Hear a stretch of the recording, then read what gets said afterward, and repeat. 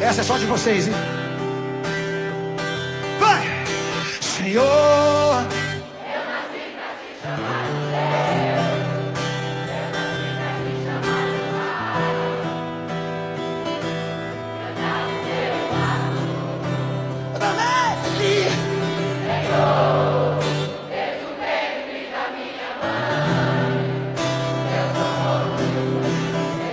quem é abençoado, joga a mão e diz, vai! Eu também sou muito. Se vivo obediente. Mas e aí, irmão? Mas todo dia o pecado vem, me chama. Todo dia as propostas vêm, me chamam. Todo dia vem as tentações, me chamam. Todo dia o pecado vem. Cadê você? Joga a mão e escolhe.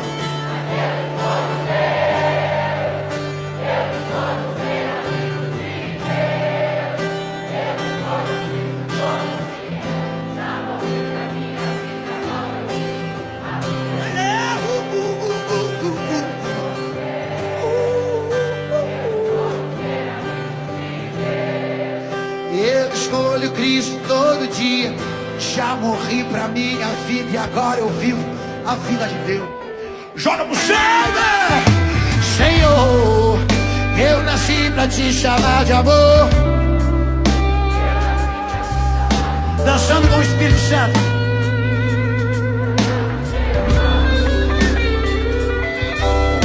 Senhor, desde o ventre da minha mãe, eu sou povo exclusivo, sei. Eu sou abençoador, se eu vivo obediente. Mas todo dia o pecado vem, todo dia as propostas vêm, chamam. Todo dia vem as tentações, chamam. Todo dia o pecado vem, mas eu escolho ser amigo de. Eu escolho Cristo todo dia. Já morri pra minha vida e agora eu vivo a vida de Deus. Mas eu escolho Deus.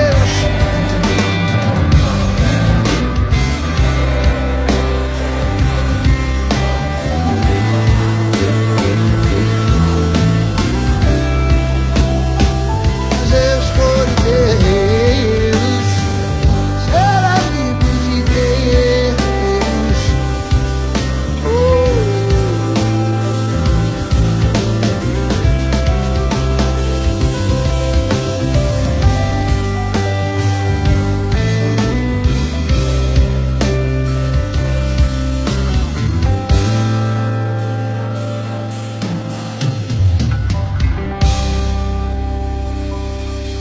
Mas Thales, Todo mundo faz. os casais de namorados transam mesmo antes do casamento, Thales. Isso é normal, coisa do século 21, a sociedade moderna, Thales. Casados têm amante, século 21, a ideia do novo mundo. Todo mundo na faculdade fuma um pra relaxar. Ô Thales, todo mundo faz. É mentirinha branca, não foi pra prejudicar ninguém, Thales. Ô Thales, todo mundo faz. O que é que tem? Transar com alguém na primeira noite que sai, na balada toma 4 doses de vodka e vai pra cama com ele. Todo mundo faz, todo mundo vai, todo mundo dá, todo mundo faz. Mas eu não sou todo mundo. Eu fui comprado pelo sangue do Filho de Deus.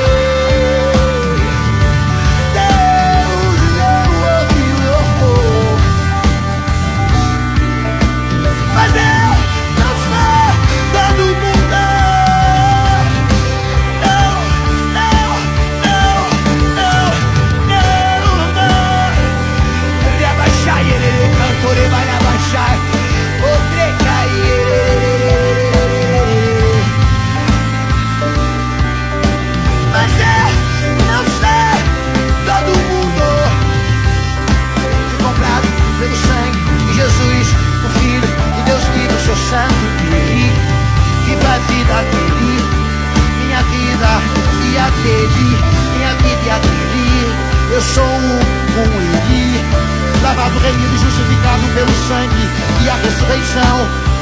Ele, o Filho de Deus, que prometeu que eu terceiro dia. Joga sua mão pro céu e canta com o coração. Você escolhe o mundo ou você escolhe Deus? Você escolhe o pecado ou você escolhe Deus? Você escolhe esse reino ou o reino de Deus? Você escolhe os princípios desse mundo ou os princípios do Espírito Santo? Você escolhe a vida do homem ou a vida de Deus? Ei, levanta sua mão pro céu e diga no mundo espiritual agora. Diga no mundo espiritual agora. Quem você escolhe?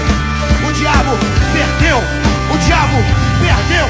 Quando você abrir a sua boca essa noite e disser quem você escolhe, o capeta está perdido, irmão. Joga a mão pro céu. Joga a mão pro céu. Escolhe essa vida. Só você canta, canta, canta, canta, canta, canta. Escuta aí, Satanás. Escuta, desgraçado. Mas eu escolho Deus.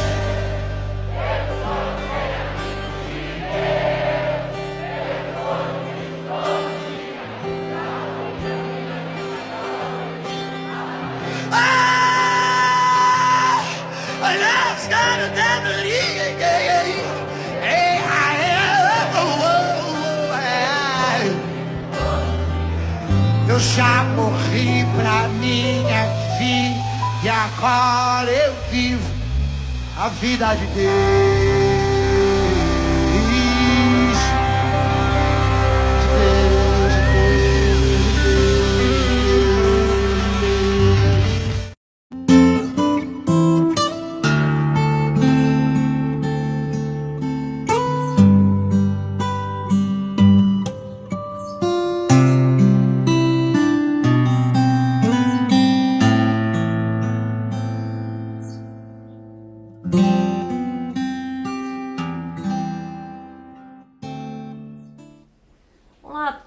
Sejam muito bem-vindos. Hoje vamos refletir juntos sobre o livro de Ruth, uma história fantástica, um dos 2 únicos livros do Velho Testamento cujo título leva o nome de uma mulher.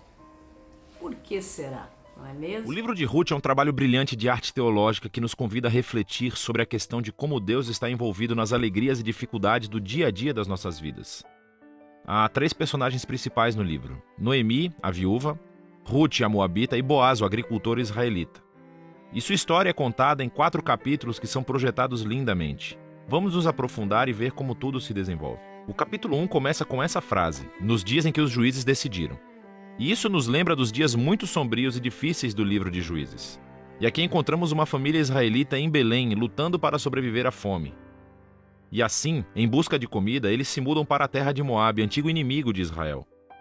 E aí o pai da família morre. E os filhos se casam com 2 mulheres moabitas, Ruth e Orfa. E então os filhos também morrem. E assim, eles deixam apenas Noemi e essas 2 novas noras. E Noemi não tem mais motivos para ficar. E ela diz às suas novas noras que ela está voltando para casa. E Noemi sabe que a vida de uma viúva solteira e estrangeira em Israel é muito difícil. E então, ela compele as mulheres a ficarem para trás. Orfa concorda, mas Ruth não. Ela mostra uma lealdade notável a Noemi. E ela diz: onde quer que você for, eu vou. O seu povo se tornará o meu povo e o seu Deus se tornará o meu Deus. E assim as 2 retornam a Israel juntas. E o capítulo termina com Noemi mudando seu nome para Mara, o que significa amargura em hebraico. E ela lamenta o seu destino trágico. O capítulo 2 começa com Noemi e Ruth discutindo onde vão encontrar comida. E acontece que é o começo da colheita da cevada. E assim, Ruth sai em busca de comida e acontece que ela acaba colhendo grãos no campo de um homem chamado Boaz, que por acaso é parente de Noemi. Nos é dito que Boaz é um homem de caráter nobre, e ele observa a Ruth. E assim, depois de descobrir mais sobre a sua história, ele mostra uma generosidade notável a ela. Ele permite que a imigrante Ruth possa colher grãos em seu campo. E ao fazê-lo, Boaz realmente obedece ao mandamento explícito da Torá, que é mostrar generosidade aos imigrantes e aos pobres. Boaz está tão impressionado com a lealdade de Ruth a Noemi que ora por ela para que Deus a recompense por sua ousadia. Então Ruth chega em casa naquela noite e Noemi descobre que ela conheceu Boaz e ela está emocionada. Ela diz que Boaz é o resgatador da sua família. Agora, essa coisa de resgatador da família era uma prática cultural em Israel. onde se um homem da família morresse e deixasse para trás uma esposa, filhos ou terra, era responsabilidade do resgatador da família casar-se com aquela viúva, aceitar a terra e proteger essa família. Então, Noemi começa a ter esperança de que talvez haja um futuro para sua família. O capítulo 3 começa com Noemi e Ruth fazendo um plano para que Boaz perceba a sua situação. Então Ruth parará de usar roupas de viúva de luto e dará sinais de que ela está disponível para casar-se. E assim, Ruth vai ao encontro de Boaz na fazenda naquela noite. E quando ela se aproxima, Boaz acorda e ele está totalmente surpreso. E Ruth deixa as suas intenções muito claras. Ela pergunta se Boaz vai redimir a família de Noemi e se casar com ela. Boaz é mais uma vez surpreendido pela lealdade de Ruth, Noemi e sua família. E ele chama Ruth de uma mulher de caráter nobre. É o mesmo termo usado para descrever a mulher de Provérbios 31. Então, Boaz diz a Ruth para esperar até o dia seguinte, e ele resgatará Ruth e Noemi legalmente perante os anciãos da cidade. E assim, o capítulo termina, com Ruth retornando a Noemi, e elas se maravilham juntas por todos esses eventos recentes. No capítulo 4, tudo se encaixa. Acontece que, no último minuto, Boaz descobre que há um membro da família que está mais perto de Noemi do que ele, e ele é realmente elegível para resgatar a família antes de Boaz. Mas no último segundo, esse membro da família descobre que ele vai ter que se casar com Ruth, a moabita, e se recusa. Mas Boaz conhece o verdadeiro caráter de Ruth. E assim ele adquire a propriedade da família de Noemi e se casa com Ruth. E assim, no começo, como Ruth era leal à família de Noemi, agora Boaz é leal à família de Noemi também. A história termina com uma reversão de todas as tragédias no capítulo 1. Assim, a morte do marido e dos filhos é revertida, quando Ruth se casa novamente e dá à luz a um novo filho, concedendo alegria a Noemi. E essa simetria entre abertura e encerramento é ainda mais notável. Então, lembre-se, a tragédia da abertura foi seguida por um grande ato de lealdade da parte de Ruth. E isso agora é correspondido pelo ato de lealdade de Boaz que leva à restauração final da família. E essa simetria também destaca o conceito dos capítulos internos. Cada um dos capítulos começa com Noemi e Ruth fazendo um plano para o futuro.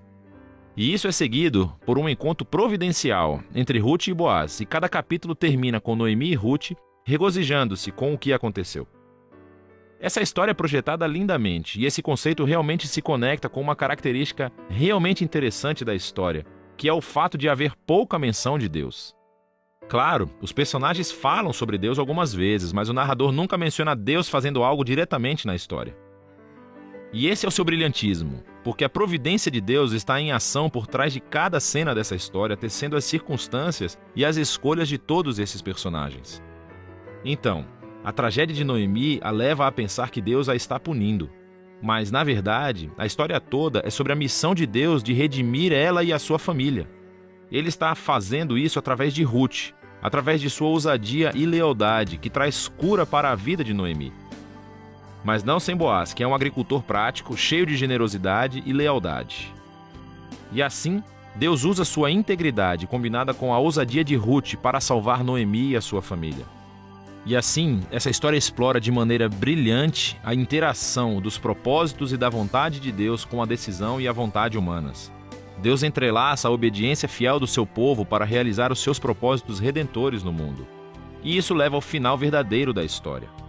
O livro de Ruth conclui com uma genealogia, mostrando como o filho de Boaz e Ruth, Obed, era o avô do rei Davi, de onde veio a linhagem do Messias.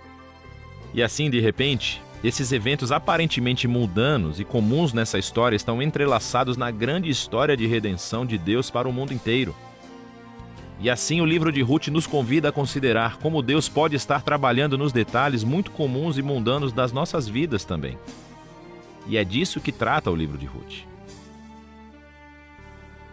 Um livro que leva o nome de uma mulher que contém exemplos de fé, força e bondade. Um livro que traz esperança, otimismo, narrando a jornada de Ruth e Noemi, a nora e a sogra, da tristeza para a felicidade, do vazio para a plenitude. Mas quem foi Ruth? Ruth foi a bisavó do rei Davi e fez também parte da genealogia do próprio Senhor Jesus Cristo. O propósito de Deus na vida de Ruth pode ser apresentado como um plano divino e específico que Deus tinha para ela. E na própria genealogia do nosso Senhor, o Messias, e esse propósito envolveu questões muito interessantes para quem lê o livro de Ruth, no que se refere à fidelidade, amor, redenção, cumprimento de promessas divinas, em que Deus usou Ruth para trazer bênçãos ao povo de Israel e cumprir seus planos. O propósito de Deus na vida de Ruth foi através da linhagem de Davi que o Messias esteve entre nós, por meio de sua feroz lealdade, incrível determinação, um serviço abnegado que Ruth proveu para sua família, mas também se tornou um elo importante na genealogia do maior herói de todos os tempos, não é mesmo, da Bíblia Sagrada, Jesus Cristo, o primogênito Filho de Deus. Veja que Ruth era uma moabita, um povo fruto do incesto praticado, e a sua filha mais velha. E os moabitas eram politeístas. E na história de Ruth, lá no verso 16, 17 do primeiro capítulo, ela diz a Noemi, em um determinado momento: para onde quer que tu fores, irei eu. Onde quer que tu pousares, pousarei. O teu povo será o meu povo, e o teu Deus será o meu Deus. Veja que história fantástica. A história de Ruth nos traz exemplos muito significativos que nós podemos, inclusive, trazer para as nossas vidas nos dias de hoje. O extraordinário de Deus nas nossas vidas. O que Deus é capaz de fazer na vida de uma pessoa. O que Deus fez na vida de Ruth. A importância dessa estrangeira, de um povo politeísta, na genealogia do Messias, bisavó de Davi, linhagem então Cristo, do Messias, do nosso Salvador.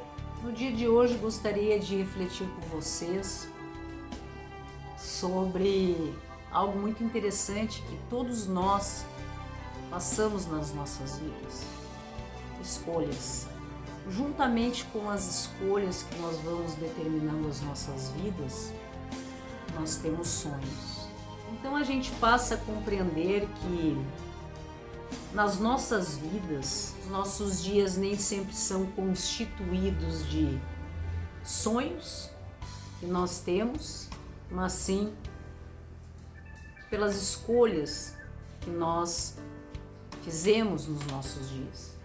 Existe uma diferença muito interessante no que se refere a tudo isso. Normalmente nós sempre ficamos entre 2 ou 3 alternativas quando estamos às portas de decidir algo nas nossas vidas. Com o nosso coração envolto naquilo que eu quero,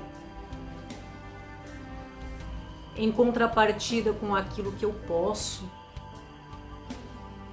mas ainda nos nossos pensamentos e nos nossos corações, aquilo que eu devo realizar, o que seria melhor para a minha vida, e talvez até pensando o que seria melhor para o outro. É assim que funciona. E é uma história muito interessante, é a de Ruth. Quando Noemi, sua sogra, perde o marido, os filhos, então ficam as noras, não é mesmo? E elas estava Ruth. E a sua sogra Noemi, conversando com elas, lhes disse para que voltassem para suas casas porque ela não queria que Ruth, por exemplo, sentisse qualquer obrigação em respeito a ela.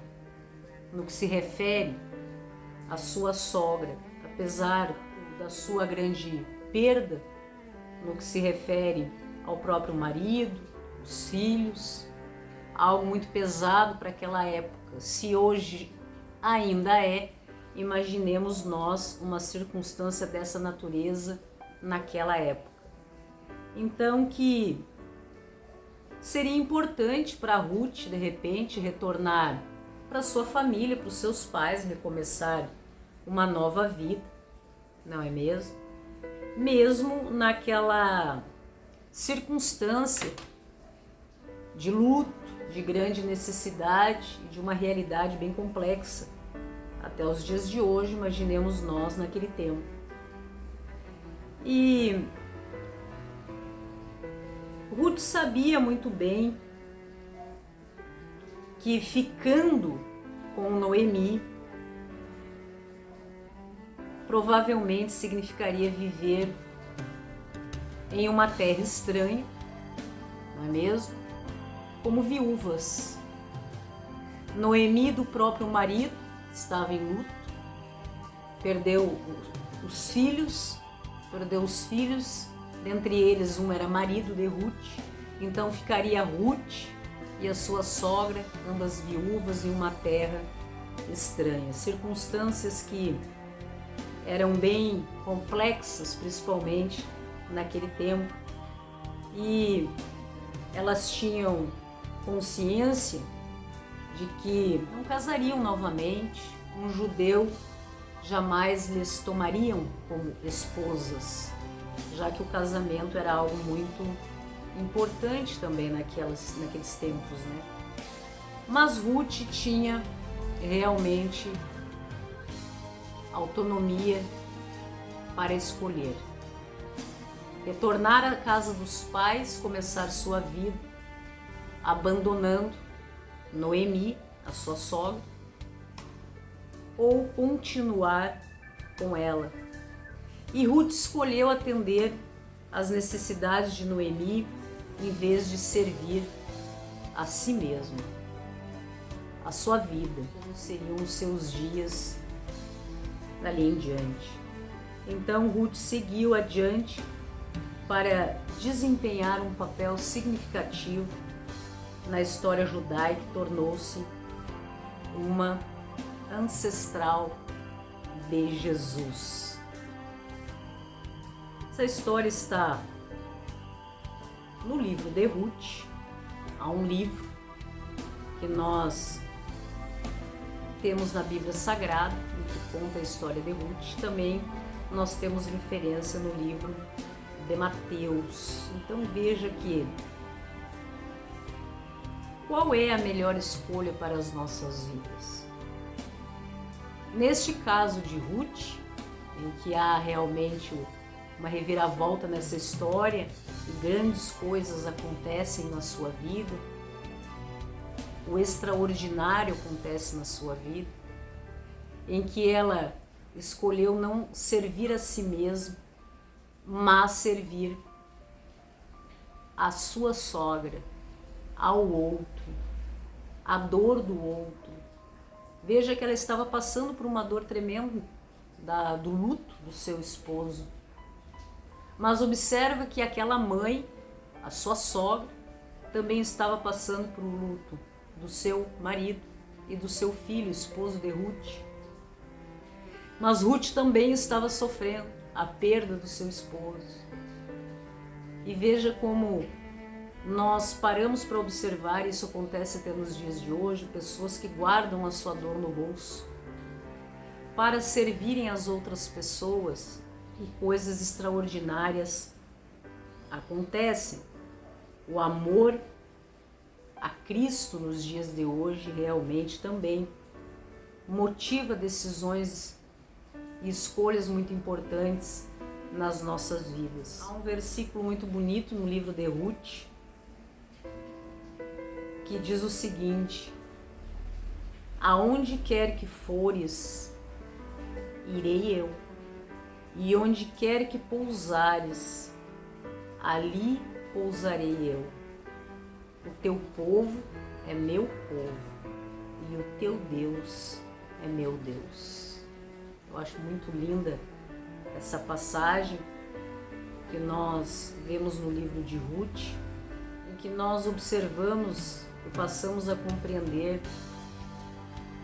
que realmente as nossas vidas são determinadas, sim, pelas nossas escolhas todos os dias, a todo instante, em que uma das coisas que nós escolhemos servir a Deus, ao Reino, ao Eterno, isso traz consideravelmente uma transformação extraordinária nas nossas vidas. A promessa de Deus é: buscai-me-eis e me achareis, quando me buscardes de todo o vosso coração. Está lá em Jeremias, capítulo 29, 13. O coração deve ser entregue a Deus, ou jamais será operada em nós a mudança para restaurarmos a sua semelhança. Estamos, por natureza, alienados de Deus. O Espírito Santo descreve nossa condição em palavras como nós vemos nas Escrituras. Em Efésios 2, no verso 1, diz: estaríamos mortos nos vossos delitos, nos nossos delitos, toda a cabeça está doente, todo o coração enfermo, não há nele coisa sã, em Isaías 1, versos 5 e 6. Estamos retidos nos laços de Satanás, temos sido feitos cativos por ele, para cumprirmos a sua vontade, lá em 2 Timóteo, capítulo 2, verso 26. E Deus deseja nos curar e nos libertar. Como isso requer completa transformação e uma renovação da nossa natureza, devemos nos entregar inteiramente a Ele. Assim está escrito na palavra do Senhor. A importância dessa entrega, meus irmãos. A luta contra o eu é a maior de todas as batalhas. A renúncia do eu, a sujeição de tudo à vontade de Deus. Isso requer uma luta, mas a pessoa deve se submeter a Deus antes de ser renovada em sua santidade. Ao contrário do que o maligno quer que pensemos, o governo de Deus não é baseado na submissão cega, no domínio sem razão, sem a nossa racionalidade. Ele apela para o intelecto e para a consciência. Vinde, pois, e arrazoemos. É o convite que ele faz para os seres que criou, para todos nós. Deus não força a vontade de suas criaturas. Ele não pode aceitar uma homenagem que não seja uma oferta voluntária e inclusive inteligente. Uma submissão meramente forçada não permitiria o desenvolvimento da mente e do caráter. Não é esse o propósito do nosso Criador. Ele deseja que todos nós, que o homem, a obra-prima do seu poder criador, alcance um mais elevado desenvolvimento. Diante de nós estão as maiores bênçãos que, através de sua graça, Ele quer nos outorgar. E Ele nos convida. O convite para que nós possamos nos entregarmos a Ele a fim de possamos cumprir em nós a sua vontade. Resta-nos escolher se queremos ficar livres da escravidão do pecado para partilhar da gloriosa liberdade dos filhos de Deus. Entregando-nos a Deus, temos necessariamente que renunciar a tudo que nos separa dele. Ele diz: todo aquele que dentre vós não renuncia a tudo quanto tem não pode ser meu discípulo. Está lá em Lucas capítulo 14, verso 33. Tudo que afasta nosso coração de Deus deve ser abandonado. Essas amarras que escravizam a muitos de nós devem ser cortadas. Não podemos ser metade do Senhor e metade do mundo. Não somos filhos de Deus a menos que o sejamos de forma completa e inteiramente. Existem aqueles que dizem servir a Deus, embora se apoiem nos próprios esforços para obedecer à sua lei, formar um caráter perfeito e conseguir a salvação. Sem uma intuição profunda do amor de Deus nas nossas vidas para realmente mover, transformar os nossos corações. Buscam cumprir os deveres da vida cristã como se isso fosse uma exigência de Deus para alcançar o céu.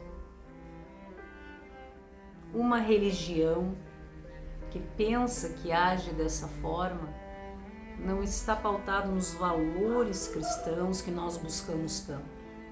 Quando Cristo habita no coração, a pessoa se sente tão repleta do seu amor, da alegria, da comunhão com Ele, que se torna cada vez mais apegada a Ele.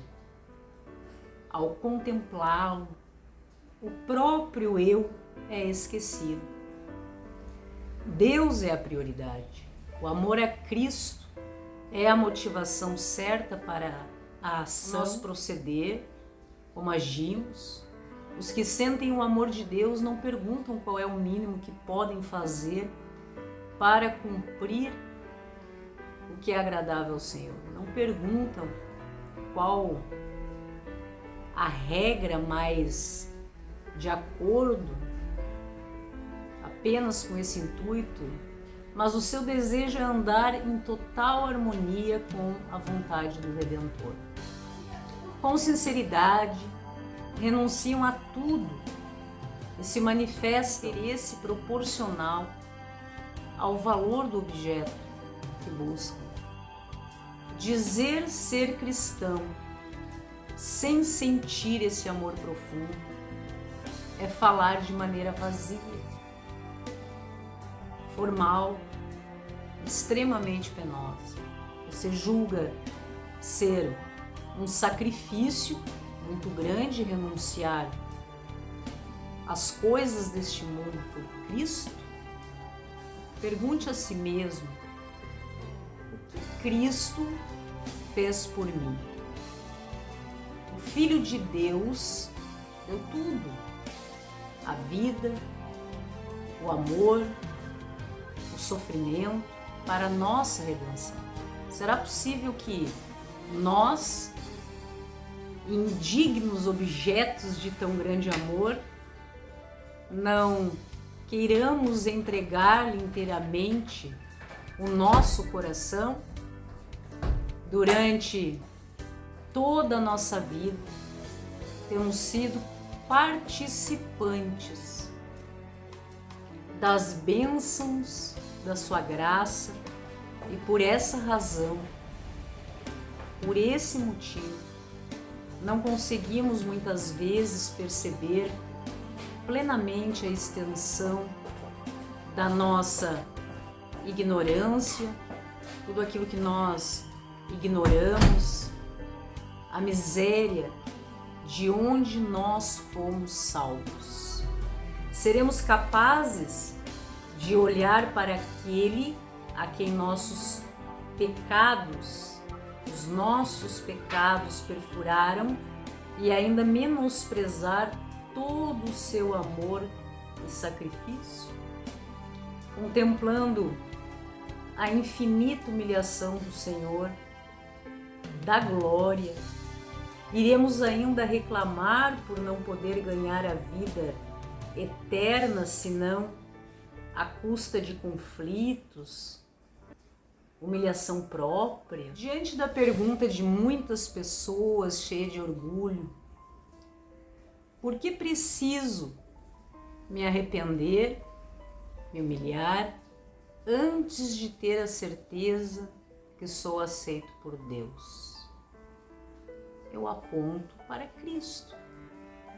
Ele era sem pecado e, mais do que isso, era o príncipe do céu. Mas, em favor do ser humano, de todos nós, fez pecado no nosso lugar. Foi contado como os transgressores, contudo levou sobre si o pecado de muitos e pelos transgressores intercedeu, por todos nós intercedeu. Mas o que mesmo estamos renunciando quando renunciamos a tudo? Estamos, na verdade, meus queridos, renunciando quando nós nos livramos de um coração contaminado pelo pecado, entregando-o para que Jesus o purifique, lavando-o com o seu sangue e o salve pelo seu amor incomparável. Apesar disso, alguns ainda acham difícil renunciar a tudo. Me vergonho de ouvir falar sobre todas essas coisas.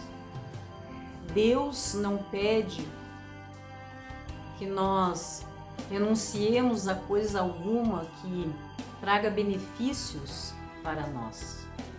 Em tudo que faz, Ele tem em vista o bem-estar dos seus filhos.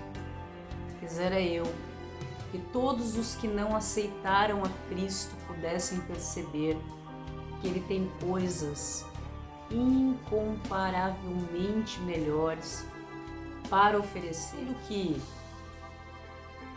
nós temos, nós mesmos, tudo aquilo que nós mesmos nós temos buscado. O ser humano provoca os maiores males e a maior injustiça para consigo mesmo quando pensa e age contrariamente à vontade de Deus. Nenhuma felicidade verdadeira existe no caminho proibido por aquele que sabe o que é melhor e quer o bem das suas criaturas. O caminho da transgressão só leva à miséria, à destruição. E veja que Deus não quer isso para os seus filhos. Não é o que Ele quer para as nossas vidas.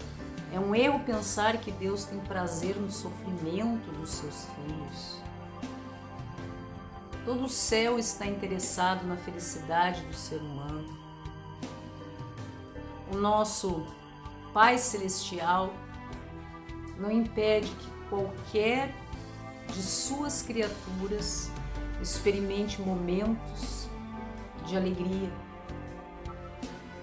O que Deus pede é que sejam evitadas as concessões que podem trazer sofrimento, destruição, decepções para as nossas vidas e podem fechar a porta da felicidade, de termos uma vida plena, realizada junto ao nosso Senhor.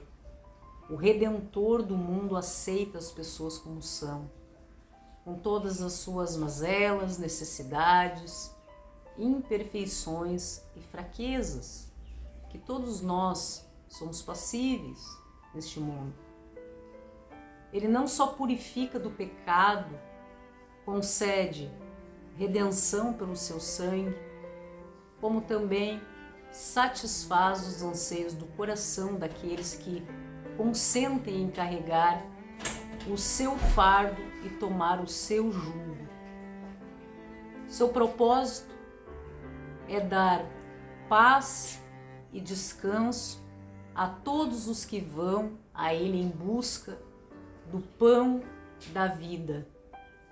Ele requer apenas que cumpramos os deveres que nos guiarão às alturas da bem-aventurança, as quais os desobedientes jamais poderão alcançar.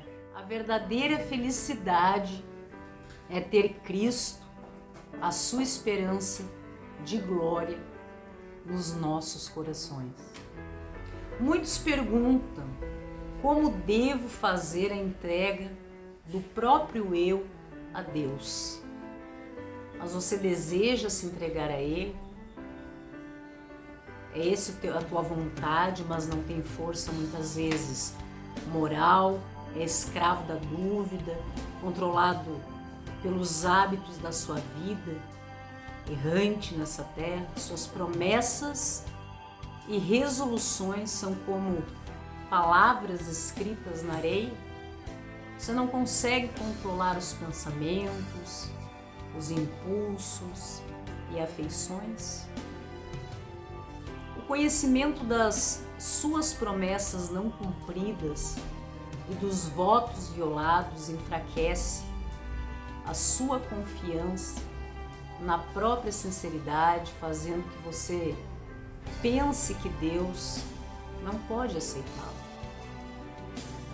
Mas você não precisa se desesperar no que se refere a tudo isso, só precisa compreender a verdadeira força da vontade. Esse é o poder que governa a natureza do mundo. O poder de decidir, de escolher. Tudo depende da ação correta da vontade, da determinação, da persistência. O poder de escolha que Deus deu ao ser humano deve ser exercitado. Você não pode mudar o próprio coração, nem por si mesmo entregar suas afeições para Deus, mas pode escolher servir a Deus. Você pode entregar a sua vontade, então Ele operará em você o querer e o fazer segundo a sua graça, a graça de Deus nas nossas vidas. Desse modo, toda a sua natureza estará sob o controle do Espírito de Cristo. Suas afeições ficarão centralizadas nele. Seus pensamentos estarão em harmonia com ele. Você permanecendo em Deus e Deus em você. É correto desejar ser bom e viver uma vida correta, mas nada disso tem valor se ficar apenas no desejo, no querer. Muitos se perderão enquanto esperam e desejam ser cristãos. Eles não chegam ao ponto de entregar a sua vontade a Deus. Não escolhem agora ser cristãos. O hoje, nesse momento, através do correto exercício da vontade, uma transformação completa pode ocorrer na sua vida. Entregando essa sua vontade, este seu anseio a Cristo. E você se une com o poder que está acima de todos os outros. E a partir desse momento, então, terá força do alto para permanecer firme, pela constante entrega a Deus. Será capacitado para viver a nova vida, a vida da fé, justificados pela fé. No dia de hoje, eu gostaria de estar orando pela sua vida.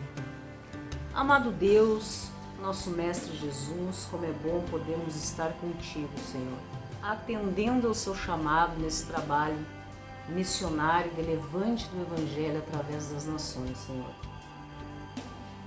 Como é bom, meu Pai, nós termos acesso à Tua Palavra, às Escrituras sagradas, devidamente inspiradas por Ti, meu Pai.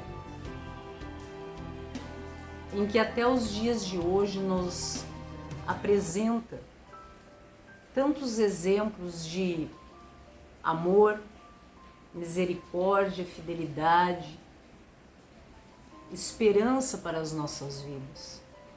Como é bom, Senhor, nós podemos ter acesso à palavra do Teu coração para as nossas vidas. Como nós nos sentimos amados, meu Deus, por tantas coisas que o Senhor já realizou e vem realizando nas nossas vidas. Como nós podemos nos sentir privilegiados em tomarmos posse da nossa condição de filhos de Deus, amados, protegidos, em que tantos livramentos o Senhor já nos deu nas nossas vidas. No dia de hoje, meu Pai, nós tivemos um exemplo de fidelidade, de amor, do que o Senhor é capaz de fazer nas nossas vidas, o que o Senhor é capaz de realizar na vida daqueles que muitas vezes se veem sem esperança, diante de perdas significativas nos seus dias, que se encontram em uma condição de improvável diante do mundo, mas que somente o Senhor, o nosso Deus, é capaz de alcançar um plano de vitória, de bênçãos nas nossas vidas e contigo, meu Deus, vivermos o extraordinário nos nossos dias. O Senhor é capaz de retirar alguém de uma crença politeísta, de uma condição à margem de tudo que nós entendemos como sendo agradável aos Teus olhos, Senhor. E a todo aquele que entrega a sua vida nas Tuas mãos, o Senhor realmente resgata, restaura, transforma e entrega o extraordinário. No dia de hoje nós refletimos juntos, meu Deus, juntos como irmãos em comunhão, diante da Tua Palavra, esse lindo exemplo da vida de Ruth, que tinha o poder de escolher, assim, determinar certas coisas do seu futuro e da sua vida, retornar aos seus familiares, às suas crenças, abandonar uma circunstância nova, de um povo que considerava a Ti o único Deus, mas na imensidão da sua dor, das incertezas da vida, como no exemplo de Ruth que tivemos hoje, ela determina a sua história quando entrega a sua vida, esquece as suas dores, as tribulações que estava vivendo, a sua realidade, a sua condição de mulher em um tempo que já não era tão fácil, diante da perda do esposo, a sua sogra, viúva, ambas em uma condição de dificuldade naqueles tempos. Mas acreditando em ti, ela determina seguir o caminho ao lado, a mãe do seu esposo que já não existia mais. O filho de Noemi, que falece juntamente com o outro filho e o seu esposo também, o sogro de Ruth. E ela então determina que entregar a sua vida nas mãos do único Deus, quando diz: o teu povo será o meu povo e o teu Deus o meu Deus. E assim nós observamos, Senhor, o teu agir nas nossas vidas, quando independentemente das circunstâncias, da nossa própria condição humana, diante das coisas deste mundo, nós escolhemos e decidimos entregar as nossas vidas, da forma como nós nos encontramos em determinados momentos nas tuas mãos, como na vida da estrangeira moabita, que entrega a sua vida e na sua fé compreende que somente o Senhor é Deus e tem sua vida transformada em muito mais do que isso.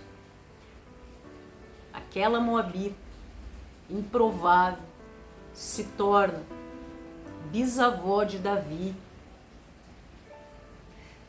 e passa a fazer parte da genealogia, Senhor, do Messias aqui nessa terra. Como o Senhor é capaz de transformar, meu Deus, as nossas vidas, por mais que nós estejamos em uma circunstância improvável, sem esperança, desacreditado, muitas vezes como naquela época diante da sociedade, das pessoas, se vendo em uma condição sem muita perspectiva, mas o fato de entregarmos as nossas vidas nas tuas mãos, o Senhor transforma, o Senhor resgata e realmente podemos viver e ser testemunho e observar através da tua palavra, das Escrituras Sagradas, como exemplo de hoje, o que o Senhor é capaz de fazer na vida de todos nós, como sempre assim realizou na vida de todo aquele que crê no Senhor, na sua palavra e tem fé. E que nós possamos, Senhor, como a reflexão de hoje, a história de hoje, colocarmos em prática todos os ensinamentos que temos a partir do teu Evangelho, meu Deus.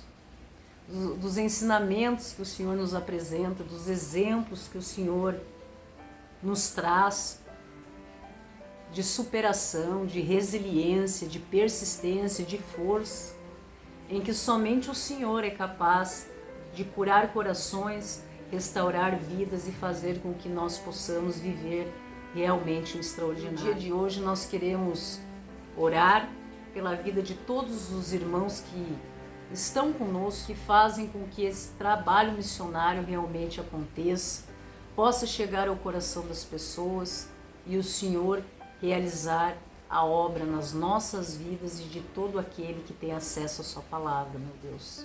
Pedir uma chuva de bênçãos na vida dos nossos irmãos, onde quer que estejam, corações de perto, corações de longe, aqueles que nós mais amamos e todos aqueles que precisam muito do nosso amor. Que assim seja nas nossas vidas, graça e paz a todos e até a próxima.